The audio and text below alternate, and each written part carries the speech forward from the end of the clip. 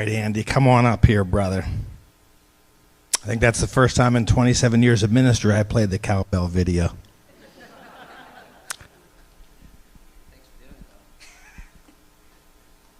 So, thanks everyone. Friendly neighborhood drummer here, Andy Marzullo. So, a couple of months ago, I had a conversation with Alan, and I said, Alan, you know, man, it'd be great if we got some cowbell in here, wouldn't it?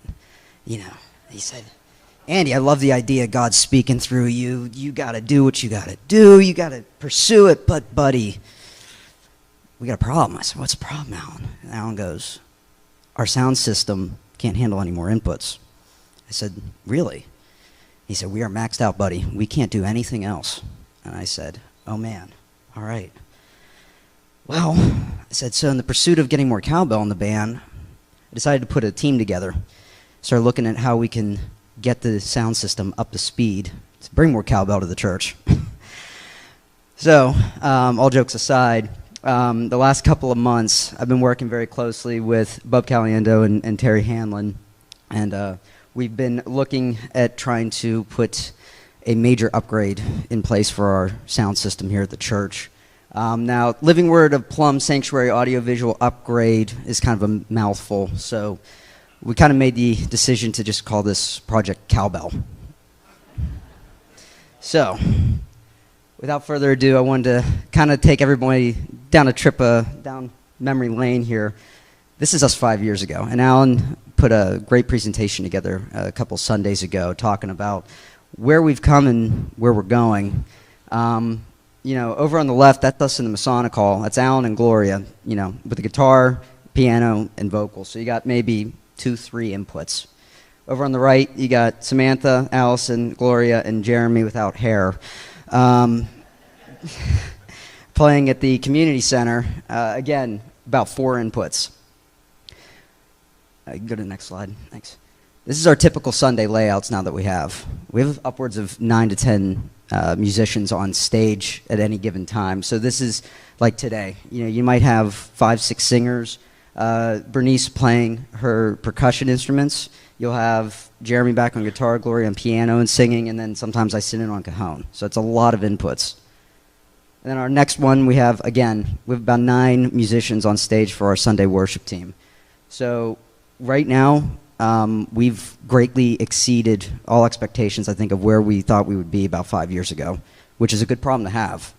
You know, we've really come a long way, and, you know, God's blessed us with that.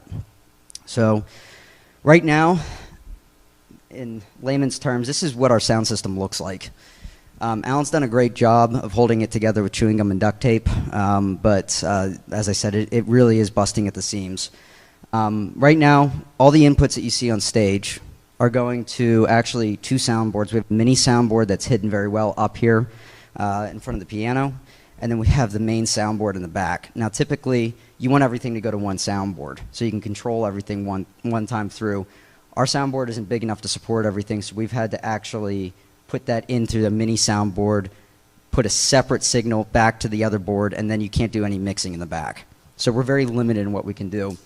And as you can see, we only have about 4 monitors right now, which, for those of you who don't understand what a monitor might be, so up here we have one hidden very well. This allows the musicians to hear themselves.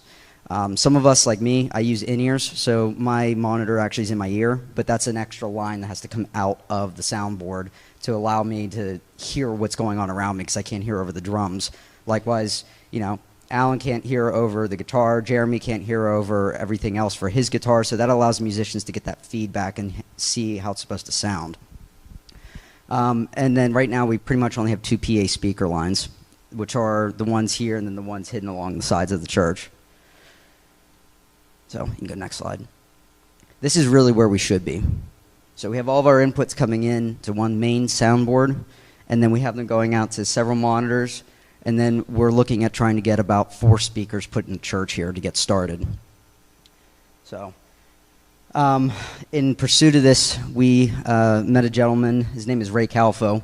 Ray Calfo, for those of you who are familiar with pianos and stuff in Blawnox, they're probably one of the premier, if not the best music stores in the Pittsburgh area. He's their sole subcontractor for audiovisual upgrades, and he's been doing this for, as you can see, a lot longer, almost as long as I've been alive. So, he's really knows what he needs to do here. He has a background in engineering. He's been installing systems since the 90s. He's done a number of different churches, and a lot of people have trusted their work to him for their sanctuaries. So, go to the next slide. Thanks. These are just a couple of the examples that he's looked at doing, or that he's done in the past, just to give everyone an idea. He's done everything from more traditional sanctuaries up to more contemporary ones, as well as he does school auditoriums. He's done different music venues, everything. So this is the guy, as I said, that we brought in to start getting our quote done for us. And just to give you guys an idea of the speakers that we'd be looking at getting, these are a lot smaller than I think a lot of people think. So they're about probably half the size of the ones that are up here in the sanctuary, and they would be hidden along the beams throughout the church. So they pack a lot of punch for their small size, but again, technology's come a long way. And then we would have, obviously, a new cabinet. That would be one of the big things with amps and everything that we need that would probably be hidden up here on the left side. So that's what we're looking at right now to get upgraded in the church to allow us to move forward. So our next step that we're asking the congregation to do, and just before I ask for this formally, when Ray first came and gave us our first consultation, and needless to say, he spent probably about 24 to 25 hours building quotes together with us, talking on the phone, being on site. He really put a lot of time and effort into this for us. In reality, we need about $50,000. That's what we're looking at to get everything that we need to get this up to, you know, if we were starting from scratch with an unlimited budget, we need about $50,000. Obviously, we were working together with Ray, though, and we said, hey, we need to settle on a number somewhere in between. And we said, Ray, if we're going to start this from scratch and, you know, build onto this as we go, you know, we obviously have to have a good foundation. You don't build a house on nothing. You build it on a strong foundation. He said, I understand. So let's look at getting speakers, amps, monitors, and that's pretty much, and a board. And we're gonna get your foundation laid. And then over the years, as we can get some more money in, we'll start doing more upgrades as we can to try and get us up to where we need to be. But to get started, the committee is asking our congregation if we can start opening up donations for upwards of $20,000. That's our goal. We're looking to have this installed by Thanksgiving. We would love to have this ready to go by Christmas. So, yeah, we have a lot of work to do, but we're going to be doing a couple of different things to fundraise. You know, we're going to be probably sending a letter out here soon. We're going to be calling for dedicated donations if anybody would feel so driven to do so.